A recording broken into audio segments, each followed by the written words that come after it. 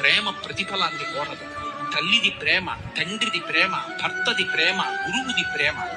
అంతేకాని ఎవరో తల్లిదండ్రులకి ఒక అందమైన ఆడపిల్ల పుట్టింది, కాలేజీకి పంపించి చదివించుకుంటున్నారు, సున్నితమైన లక్ష్యం లేని జీవితం ఉంటుందే, అది మాత్రం హేయమైనటువంటి జీవితం. ప్రతి వ్యక్తి జీవితానికి ఏదో ఒక లక్ష్యం ఉండాలి.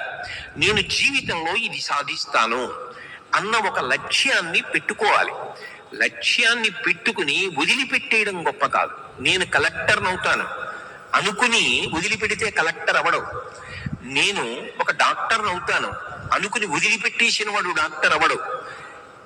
ఏది అవుతానని నువ్వు అనుకున్నావో దానికోసం అహరహం శ్రమించగలిగినటువంటి మానసికమైన దీక్ష ఉండాలి.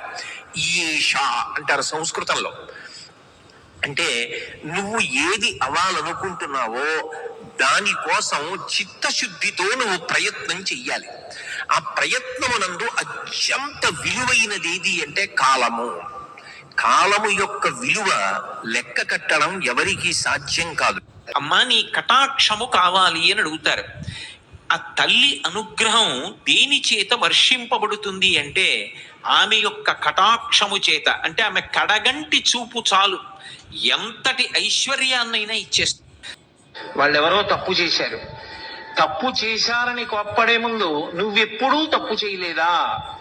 ఇంగ్లీష్ లో ఒక ప్రొవర్బ్ చెప్తారు, polluted hands cannot touch the pure fountain of justice అని. అపవిత్రమైన చేతులతో పవిత్రమైన పాత్రని నువ్వు ఎలా ముట్టుకుంటావో, నువ్వెప్పుడూ తప్పు చెయ్యని వాడివైతే ఇతరులు తప్పు చేశారని కోప్పడు. నువ్వు చేయలేదా? మనిషికి ఓర్పు గొప్పది, ప్రేమ గొప్పది. ప్రేమ శాశ్వతమైన పరిష్కారాన్ని చూపిస్తుంది. తెల్లవారుజామున 5 గంటలకి రైలుకి వెళ్ళిపోవాలి, తెల్లవారుజామున 4 గంటలకు అలారం పెట్టుకున్నావు, అలారం మోగింది, ఒక్క 10 నిమిషాలు ఆగి లేద్దామని దాన్ని ఒక్క నొక్కు నొక్కి పడుకున్నావు, అంతే 6 గంటలకి తెలివి వచ్చింది, వెళ్ళిపోయింది. నువ్వు ఎక్కవలసిన రైలు, చేరవలసిన గమ్యస్థానం పోయింది, వెళ్ళవలసిన ఇంటర్వ్యూ పోయింది, జీవితమే పోయింది. అలారం ఏది ఏ సమయమునందు చెయ్యాలో అది ఆ సమయమునందు చెయ్యాలి.